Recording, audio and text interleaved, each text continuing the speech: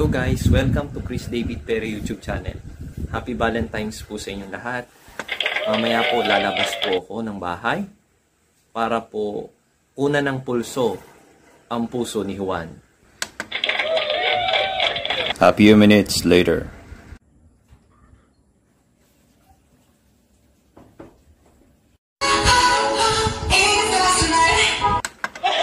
Ito guys, mukhang pinagpawisan ako. Magpapalit muna ako ng damit.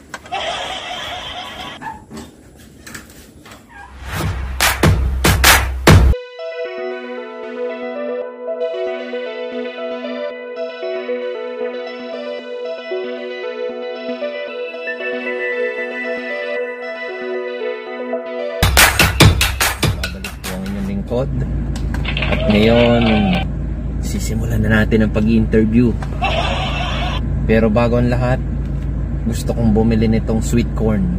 Tuloy i-interviewin na rin natin si Kuya. Tara, samahan niyo ako. Let's go! Hello kaibigan, magandang hapon sa iyo. Here I am in the front of you who wants Magkano to po invite to? you. 15, butin ka lang. At meron tayong 20, tama lang. 25, enjoy ka naman. 35, lungad ka. Yung maliit 50 lang ka. po. 100, impacho ka. 200, pinaglalabayan ka. 15 lang kaibigan ang gusto mo? Opo. Sir, Sipat ka, kalong po ang gusto mo. sir, ano po sa inyo ang pag-ibig? Yan kaibigan, dadalati ko na lang sa tula. Okay po. O pag-ibig, mastan mo ang ginawa mo. Sa mga taong nagmahalan ng totoo, hindi magkakilalang tao, nang magkatagpoy, talaga namang tumibok ang puso nito. Yun. At nang sila'y magkakilala at magkadaw pang palad, abay niligawan ni lalaki, si babae, hanggang nakuha ang puso nito. Ayun.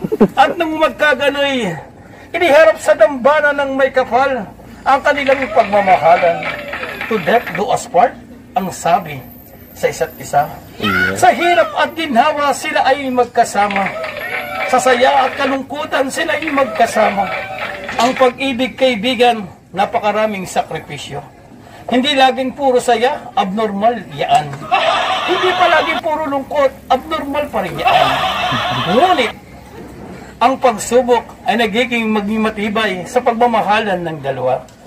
Pero kaibigan, kung ikay sakaling walang minamahal sa oras na ito, sa pagbili ng mais ko, may nauuna at may nauhuli. Kung ikaw ang nahuhuli, huwag kang mag-alala. Sa tamang panahon, darating di siya. Ang tunay na pag-ibig ay nakakapag-intay, kaibigan ko. Sabi nga sa isang salita, kapag ikaw ay nag-antay, ngiti ang iyong matatamasa. Ngunit kapag ikay nagmadali, luha ang iyong makakamit. At ang luha pag natuyo, ito'y nagiging muta. Tumitigas sa mata at nagiging sagabal sa ating paningin. At kapag ikaw mismo ay naging biktima ng maling pagmamahal dahil sa hindi mo pag-aantay, isa lang ang pwedeng mangyari. Maaring sa murang edad at maaring hindi tamang panahon.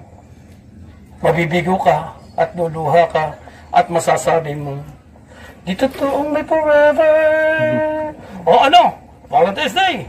Kumusta na? Kuha mo? Ngayon po, tatanungin ko po ang ating dalawang magandang dilag na nasa inyong harapan. Ang pangalan po niya si Armela po. Armea at Catherine po. Ma'am Cathy. So, ma'am, kung kayo ay bibigyan po ng isang regalo na manliligaw, ano po yung gusto ninyo? Sa akin naman po, kahit ano po. Kasi para po sa aming mga babae, kahit ano ibigay niyo regalo, special po sa amin. Wow! Salamat po sa inyong pagsagot. Kayo po? Flowers. At ang bulaklak. Thank you po sa inyong response. God bless po. Magandang umaga po, sir. Nandito po tayo sa San Pablo City. Samangga. Ayan, sa may mga.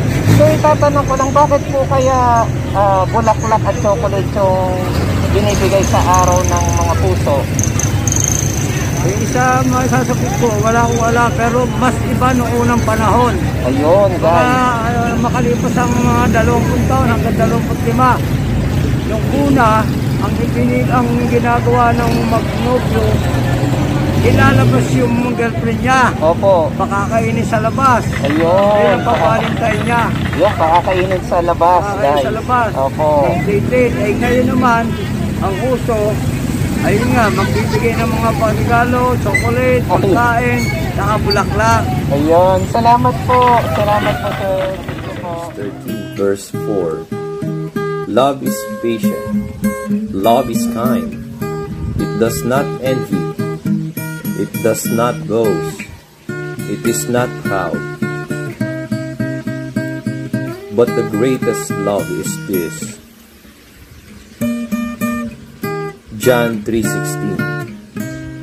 For God so loved the world that he gave his only one and only Son, that whoever believes in him shall not perish, but have eternal life.